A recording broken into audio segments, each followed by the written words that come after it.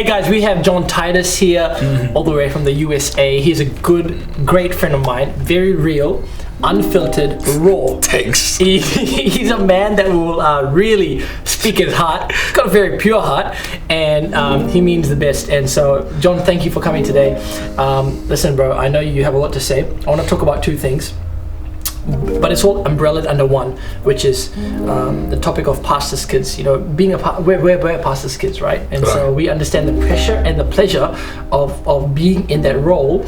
And sometimes it's difficult. Sometimes the journey is hard. How did you as a person, navigate through the pressure of being a pastor's kid? I'm a pastor's kid, but I didn't live as a pastor's kid. Yeah. For the most part of my life, because I became a rebel. I rebelled right from my childhood. I went to the other extreme, like super extreme. Yeah.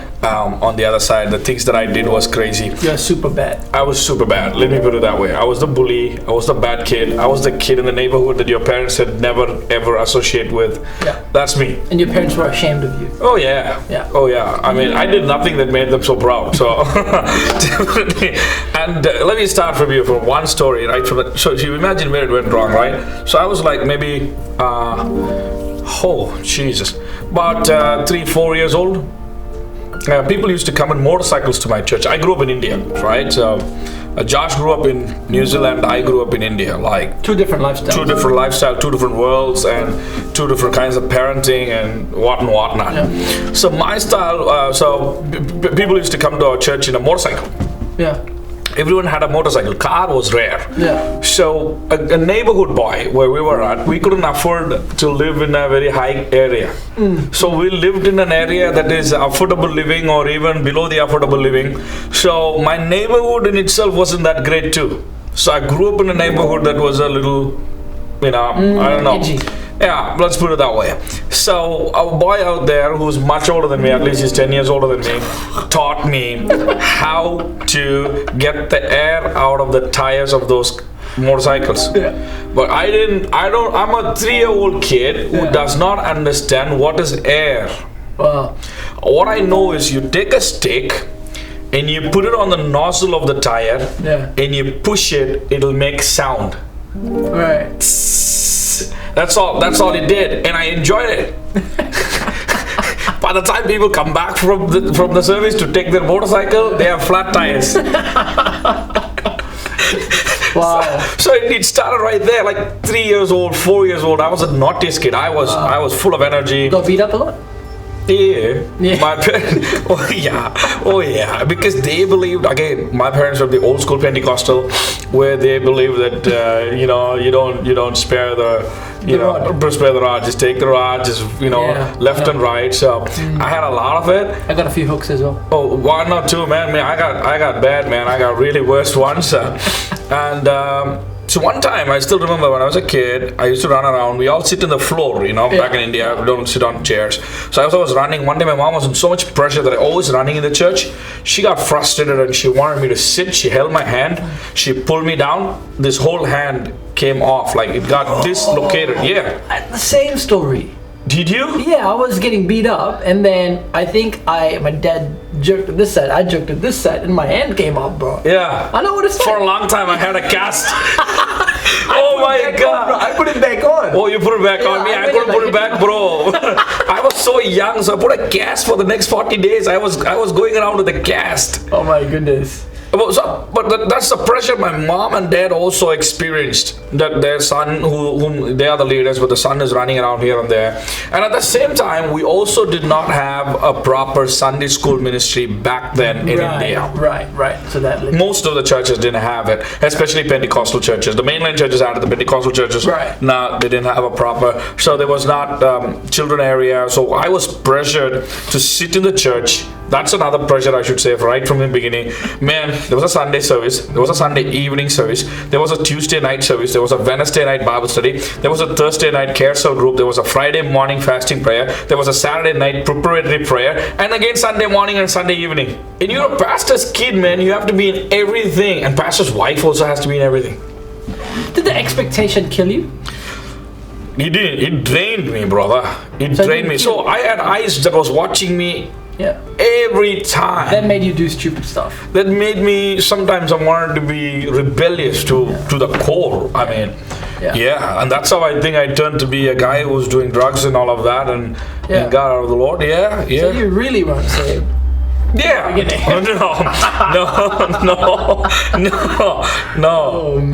No. That's crazy. I believe I had the God fearing. I think it was at the age of 10. I was even filled with the Holy Spirit. I spoke in tongues at the age of 10. And you still went back to drugs? Yeah, at the age of 13.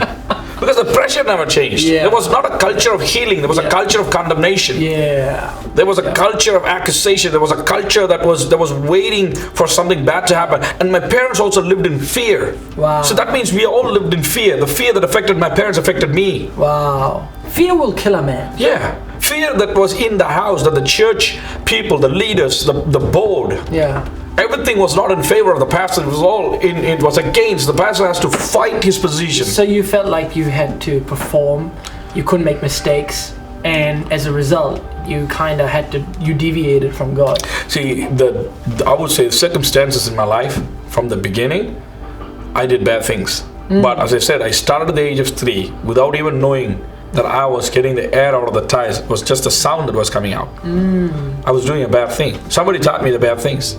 Wow. I did the bad thing. So I started as a bad child. So I was labeled as a bad child. Yeah. Right from the beginning, not just the middle of it, or right from the beginning, I was the bad child. I think you know what? There's a lot of pastors' kids that can't admit that they inside maybe not healed at home, because it's traumatic being a pastor's kid. Oh yeah. Regardless of how big or how small the family is, because you're leading people. Yeah. And leading people means you're dealing with their trauma, and then you have to go home to people that just talk ministry half the time. You don't have a private life.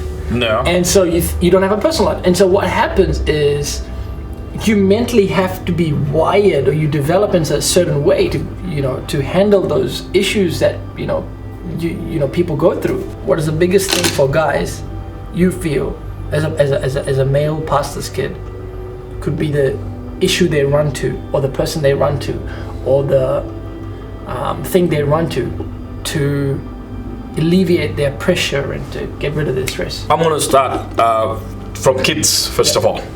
So I should say that my parents, or like growing up, right, brought the pressure of the church to the house. For an example, my church was at a point that they wanted to fire my father. Yeah. But my dad was a pioneer. My dad started the church from the scratch, and he put all of that together. At that time, that there was accusations against my mother, but that my mother didn't do this, my mother didn't do that. I mean, not even against my dad. It's about my father against me. Yeah. And I was like 7, 8, 9, 10 years old, probably 9, 10 years old, and that's the time I'm praying. I'm even receiving the Holy Spirit. But my parents were crying. My parents were weeping. My parents were bitter with some of the people. And what happened was that bitterness was in the house. What people did to my parents. Wow. So I used to ask myself a question: why are we in ministry? One of the greatest thing my question was, why are we in ministry? Wow. I think most of the pastors' kids will go through this question in their life. Yeah, 100%. Why did our parents are in ministry? Why can't they do something else? Why can't I be like their kids? Why can't I be like why can't my parents be that cool? And do you know, as a pastor's kid, we never had vacations? Yeah, we never did. Never. At least the ones in who didn't have a big church, You have to be always there. You're always there. You will be always there. That means you never had vacation, you cannot go outside, and on top of that there was church bitterness that was carried to you that you didn't even realize, because parents brought the bitterness home, and as children we got affected by that bitterness that they were carrying. And you have to serve in the church. And you have to still do. Yeah. So basically you are forced, man. You're pressured to do that. Yeah. Again, talking about it. Well, forget about a boy or a girl or whatever it is. Oftentimes, there are people always who take advantage of the brethren or the sister in the church, regardless. Wow. And sometimes, sometimes people who say they're going to help you, they don't really help you. and they are the first. I mean, you think because now you are in such control and such oppression and such pressure, any open door will look like a God-given opportunity for you to vent. Good point. Because you're so pressured, all you want to do is find someone. And if someone speaks sweetly to you as though they understand you, you don't even know whether you can trust them or not. You don't even know what is discerning, what and what not, because you don't get that at home because parents are too busy. And parents have to run. And at the same time, parents are also bitter and pressurized. And suddenly somebody is so sweet to you, you think they are being sweet to you and you start trusting them. And then they are the people who abuse you for the first time. Well, I know what it feels like, bro. I had a situation when I liked a girl when I was young. And then there's a guy who said to me, I hear this is going on in your heart. Driving. And he was like, you tell me what's in your heart, right? I was there once upon a time as a kid, right? But what you tell me will stay in the car. Did he Make say sure that? it stays in the car. It just stays in the car. And Won't get out. He pressured and he pressured me and he kind of talked it up. And I finally shared my heart. Shared your heart. The next week, it was like BBC, man. The whole church found out. I was like, man, I had trust issues after that. I didn't trust adults, or I didn't even trust people very quickly. But I think I've grown, definitely, just to see. You can't just trust everyone, right? You're right. You were saying about how people that are nice to you quickly open and relate to because they understand you. They become empathetic. There are unhealed people in the church. Oh, bro, preach! That's a good one. These unhealed people actually relate with your pain. But they don't know how to take you to healing because they have not healed yet. And then there is this religious people in the church who will never connect with you at all. They are going to be sitting there judging you. There is this healed people. I don't know what happens to them. But what I experienced in my life is these unhealed people actually connecting to me in the church. I felt like they talk to me better than anybody else. They don't judge me. I don't see judgment in their eyes because they're unhealed also. But here's what happened, man. When I started connecting with these unhealed people, they took advantage of me. Wow. I'm talking in many ways. That I don't want to be like throwing it out there. In many ways. They taught me things that I shouldn't be taught at that age. Wow. In one side, it is pleasurable. I am living a life of pressure. And suddenly I'm meeting an unhealed person in my church who can connect with me. And he secretly sins. Secret sins. That's all that. And those sins are pleasure related. Some of them are sexual. Fleshly. Lust. And now they are teaching me this. I am young to not even know what is right and wrong. Wow. But at the same time, I want to escape this pressure. Now, do you realize that we grew up, many pastors' kids grew up in a place or a culture that is in a church where they cannot be real and they cannot trust. Absolutely. 100%. Talk about trust issues, brother. Talking from that particular event. My story was different. Wow. My story, I thought, trust means you secretly sin.